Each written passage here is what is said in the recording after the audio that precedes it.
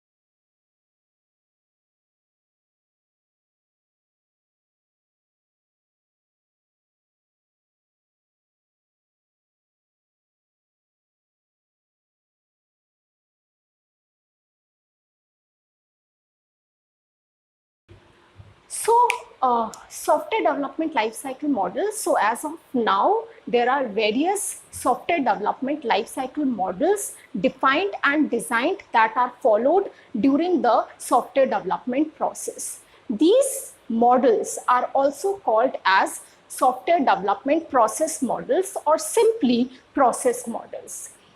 Each process models follow a series of steps unique to its type to ensure the success in the process of software development. And various software development lifecycle models are waterfall model, which is today's topic, prototype model, spiral model, evolutionary development model, and iterative enhancement model. So today I'll start with the waterfall model.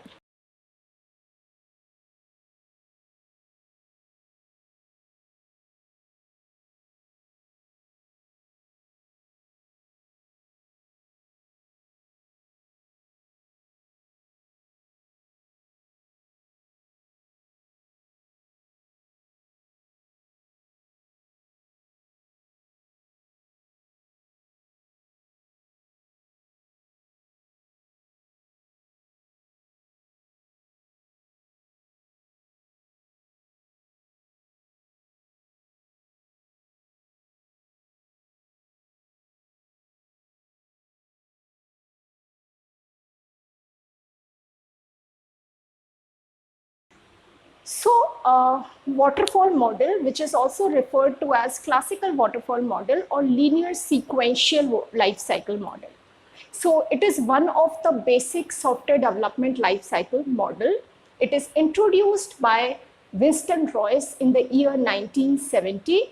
Earlier, the model was very popular, but now it is not used. In this model, each phase is basically gets completed before the next phase gets starts or gets begin. Outcome of one phase considers to be the input of next phase. So this means that once software analysis phase gets completed, then only software design phase will get started. Once the software design phase will get completed, then only coding phase will start. And whatever the output produced by the requirement analysis phase will be used as the input in the software design phase. Whatever the output produced by software design phase will be used as the input in the coding phase. So means there should not be any overlapping between the phases. So the phases include in the waterfall model are requirement analysis, software design, coding, testing, development, and maintenance. And this name waterfall is because of this diagrammatic representation, which seems like to be the cascade of water, a kind of fountain. So I will explain each phase one by one Also, these phases are already explained in software development lifecycle class, but again, I'm going to explain each phase separately.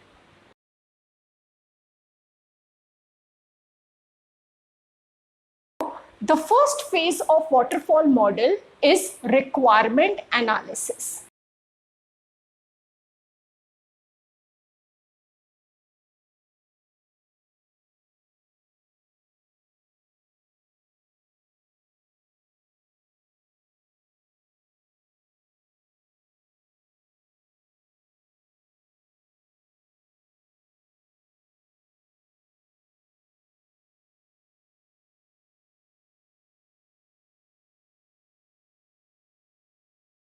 So the aim of requirement phase is to collect all the requirements from the customers, so to produce the software as per their expectations and then document them properly. So the activities comes under the requirement analysis and specification is requirement gathering and analysis, requirement specification. So initially, all the relevant information get collected from the customers and remove all the ambiguities, irrelevant requirements, inconsistencies and redundancies from the requirement.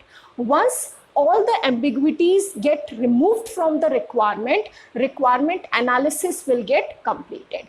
And once the requirement analysis is done, all the analyzed requirements are documented in a formal document in the process of requirement specification. And the document which is prepared for those analyzed requirements are called software requirement specification, in short SRS.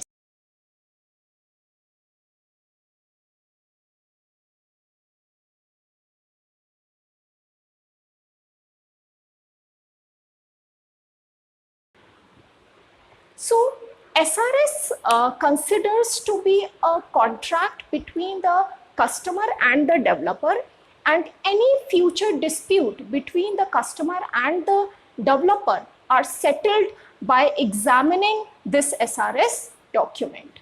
So my next phase is software design.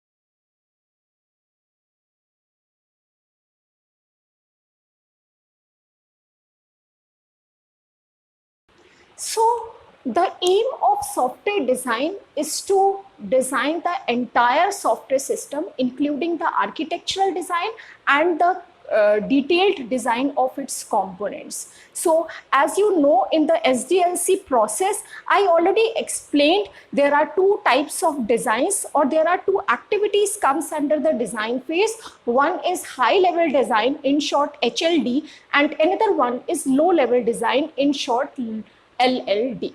So you know, hardware high level design is all about to design the architecture or the database of any software, and low level design is to design its elements or its components. And the activities that come under high level and low level design is already explained in the software development lifecycle lecture. And the document prepared for this phase, basically called the software design document, in short SDD. So the next phase of waterfall model is the coding phase.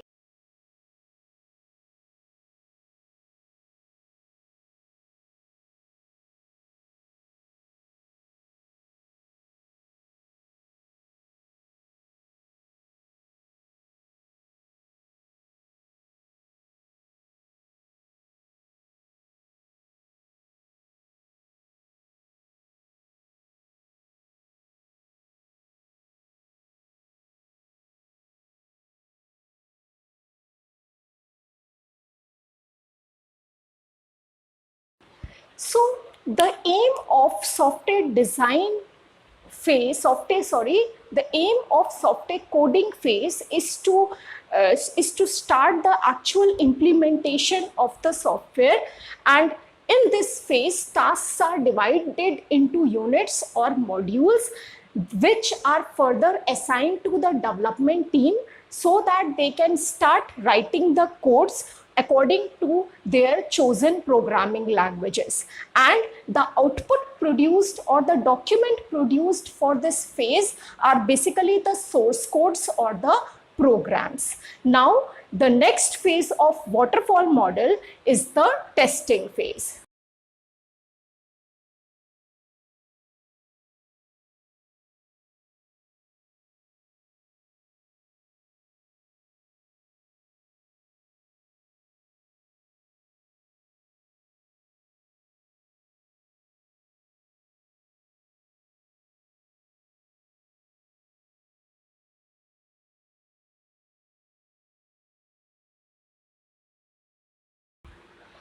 So the aim of testing phase is to test the entire software system, including each and every modules, the interfaces between the modules, and overall functionality of the software system.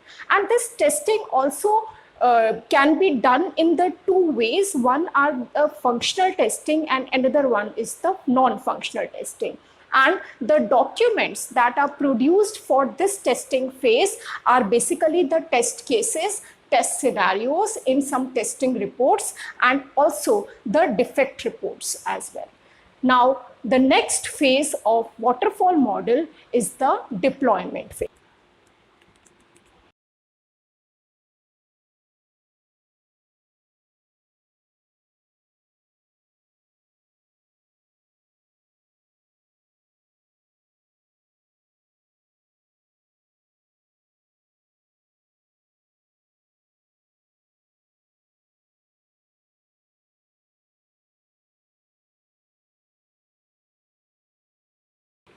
So, the aim of deployment phase is to deliver or to deploy the software to the customer so that they can use that software, and the document produced for this phase are user manuals or some kind of installation guidelines for the customers. So the last phase of waterfall model is maintenance phase.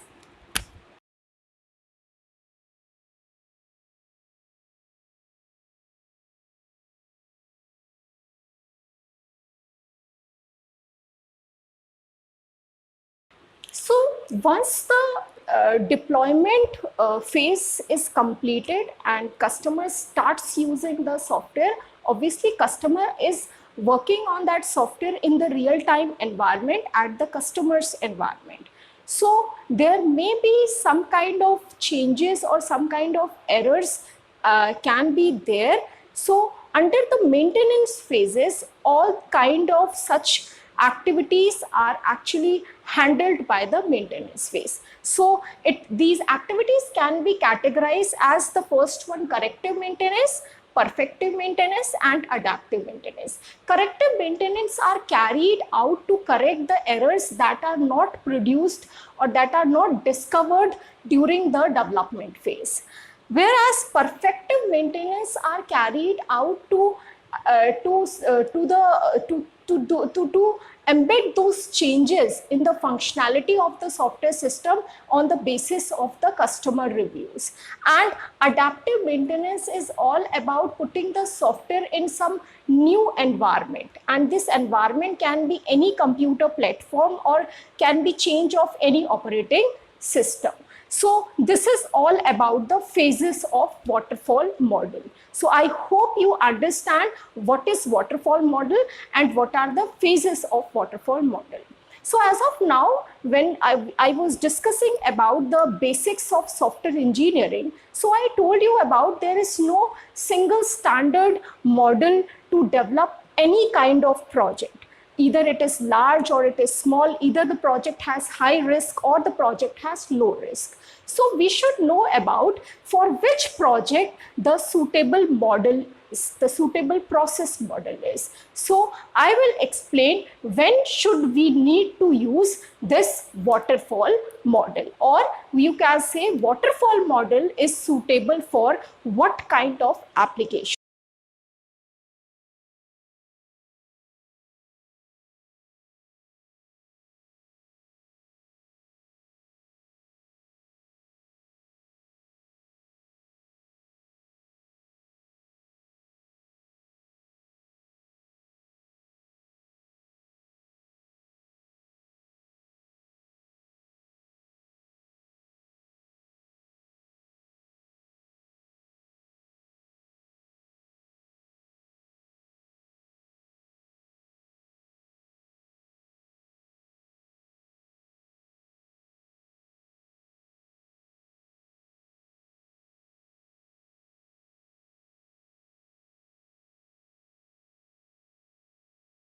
So we should know when to use this waterfall model. So when to use, first reason, when requirements are constant, clear and fixed, that is there is no changes. Second is there are no ambiguous requirement, the requirement which has two meanings. The project is small in size when the ample resources, including the required expertise, are available. The client has full confidence in the organization, those who are going to build their software. Organization has experience to the similar kind of projects. And at last, the tasks and technologies used in the software product are basically well understood and consistent. So hope you understand when we should need to use the waterfall model. Now I will explain what are the advantages and disadvantages of waterfall model, or you can say pros and cons of waterfall model.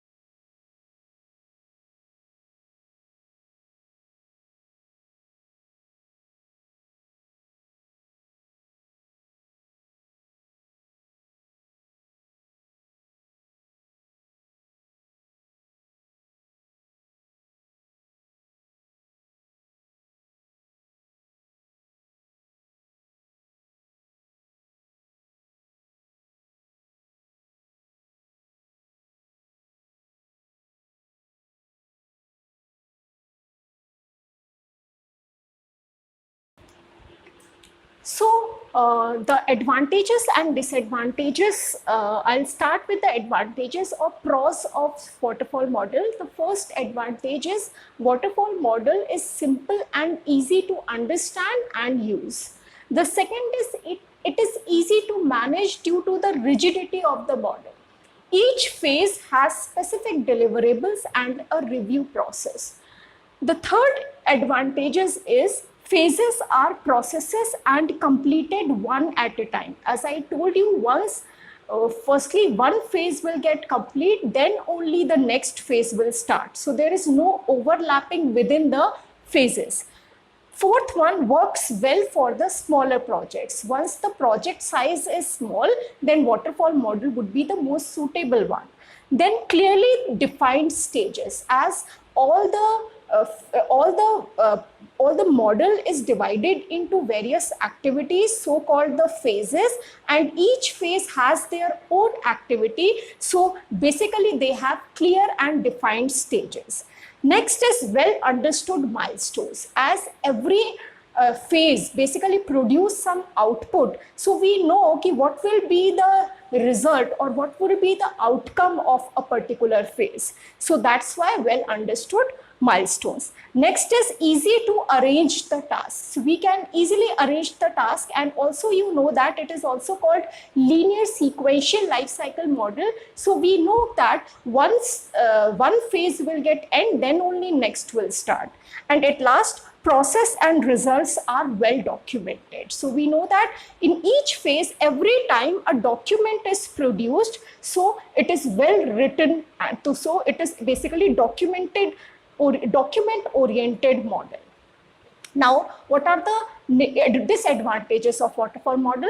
First disadvantage is no working software is produced until the late during the life cycle. So if any client want to see the abstract of their project in between the development process, then it is not basically allowed, or this model doesn't allow to basically such kind of working software during the process. Second is there are high amount of risks and uncertainty, or especially for those projects which is large in size.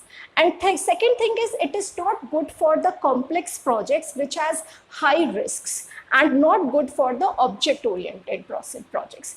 It is a poor model for long and ongoing projects. If the project is continuous in nature, then waterfall model is not suitable one.